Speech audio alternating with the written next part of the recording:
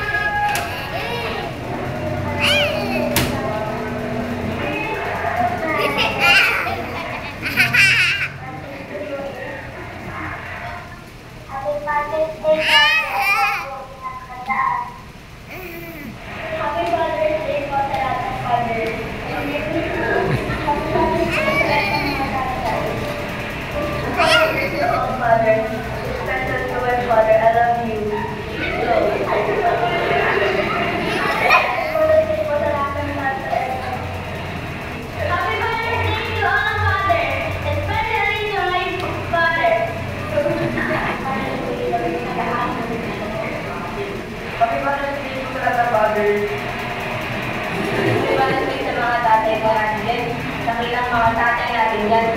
24 oras silang nagtatrabaho para sa mga anak nila at sa mga pamilya nila. Para ma-provide nila ang mga pangangailangan ng mga pamilya nila. Mahirap ang maging tatay. Kaya sa mga tatay po natin dyan, dakila na po kayo. We love you.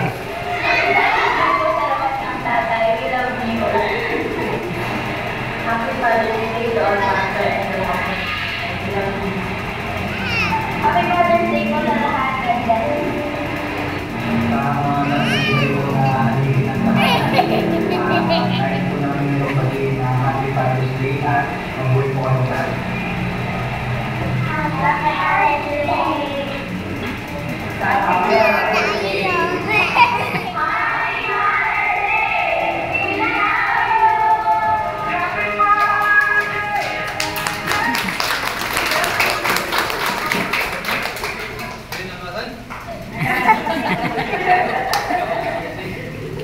Sabi nila, hindi ko sana kayo magsasalita. Pero kung konti naman malagay.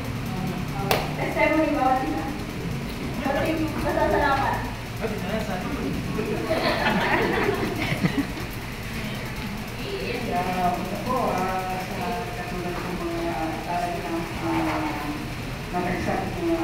na kasama rin yung pinag-order ito. So, diyan mo nang kada kayo.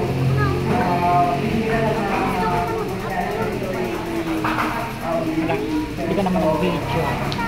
Hindi ako nang kada kayo. Very proud na kada kayo. Magandang po, mga kagulang lahat. Tunay nga po na napakabuti ng Panginoon sa tawag niya sa atin. Ako rin po ay hindi nawawalan na sobrang salamat sa kanya. Siyempre, dahil nakabalik na naman ako, nagpapasalamat ako sa kanya, piningatan niya ako, ibibigay niya mga blessing namin, kalusugan ng mga pamilya ko, magulang ko, mga kapatid ko.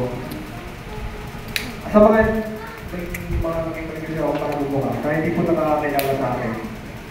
Isa rin po ako nating children na kumakantay sa harapan. Naging young people hanggang sa hindi na po ako nakaka-attend ng church. Dahil binigyan po ako ng Diyos ng blessing, responsibility po sa buhay. Hanggang sa trabaho po ako. Naalala ko pa po nun na nang Sunday na sita tayo. Hindi ako pwede pa, may duty ako. Nakli ko na lang, isip ako ba?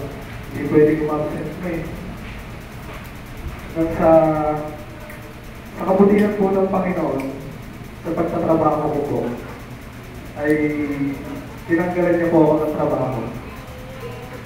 Tinanggalan niya po ako ng trabaho, tapos salamat ako sa kanya dahil yung pagtanggal niya na yun sa akin sa trabaho, nakabalik po ako ulit dito sa church.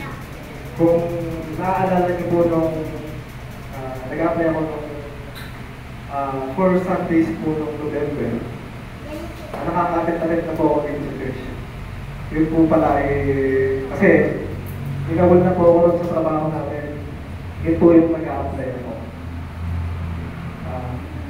Okay na po ba i-share ko rin yung journey ko sa PNP? At kasama po yung maganda ng Panginoon yung mga ginawa niya sa akin. So, sa mga hindi po nakakaalam, hindi lang naman din po isang beses ako nag-apply sa PNP. Dalawang beses na.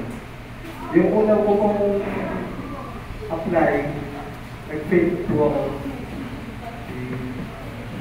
Siguro may ibang plano sa akin ng Panginoon sa akin. Ayaw ko sana ikwento to, pero yung una kong fail, sabi ko, si Mama sabi sa akin, kasi parang lang ako nung mag-fail ako. Tapos, sabi sa akin ni Mama,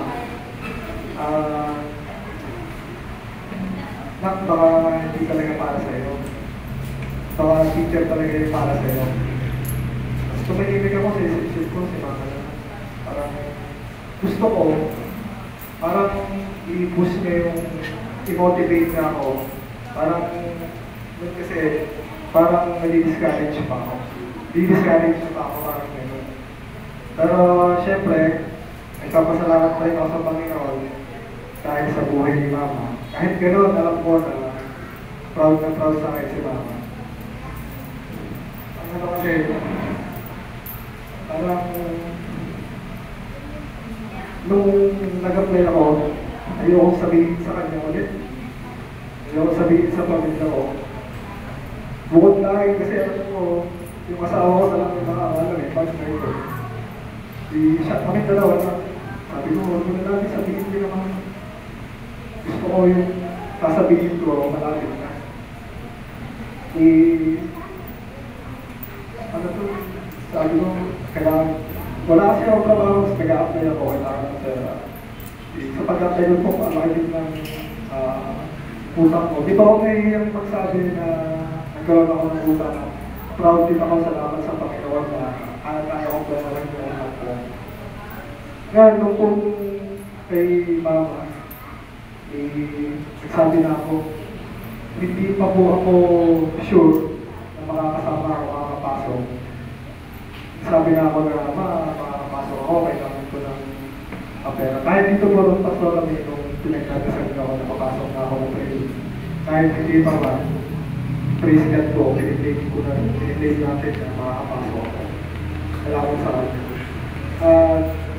Fast forward po, pati na rin din ang Papa, nagpasalamat ako sa Panginoon sa buhay na binibigay sa kanya sa kalakasan. Kahit po nung bago ako makapasok, alam kong proud din si Papa kasi kahit di pa ako makapasok nun, nakikita na sa mga mata niya na na-excite siya. Tanong siya ng tanong, kailan ako mag-training, kahit wala pa, kahit hindi pa ako sure. Tapos sa buhay din ng mga tito, salamat sila yung nagbibigay sa akin ng mga tulong. As yun po, pangalawang apply ko po sa PNP. Hindi lang din po kasi ako sa PNP nag-apply. Sa iba pa pong bureau. So ngayon, yung apply ko po ng PNP no, ay isa pa pala, yung kasi ano din naman kaya apply ako sa EFP, parang di po. Yun, parang di ko tinuloy. Parang sunod-sunod na yung tip sa akin. Sabi ko, ano po ba talaga yung para sa akin? Nag-try po ako ulit ng PNP kahit walang may sasabi sa mag-apply ako. Sabi ko, mag-apply ko po, madami pong nangyari sa akin. Tatlong bagyo po yung dinaanan ko, makapunta lang ng Pampanga. Doon po ay hindi ako pinabayaan ng Panginoon. At gano'n pa, like ginagawa ko pong bayan tayo po sa Rosy Pampanga. Meron pa tayo na wala pang isang oras, wala akong tulog. Minsan pa po, wala talagang matulugan kahit pwede kong matulog, wala nga lang matulugan. Sapagkat yung pangalawa ko pong apply, doon na naman pumapasok pa lang ng papel. madami na naging problema sa akin. 3 beses ako bumalik doon sa pasahan ng papel. Nung pangatlo, sabi ko, kasi nung una, ang mali nung ay picture. Pangalawa, yung folder ko. Pangatlo, walang cover. Yung pangatlo, sabi ko, Lord, bigyan pa ako ng site ako na uuwi pa ako. Sinagad ko na yung partner ko, sabi ko, susunod na lang ako na-apply, mag-apply. Tapos buti na lang, pakabuti ng Panginoon po.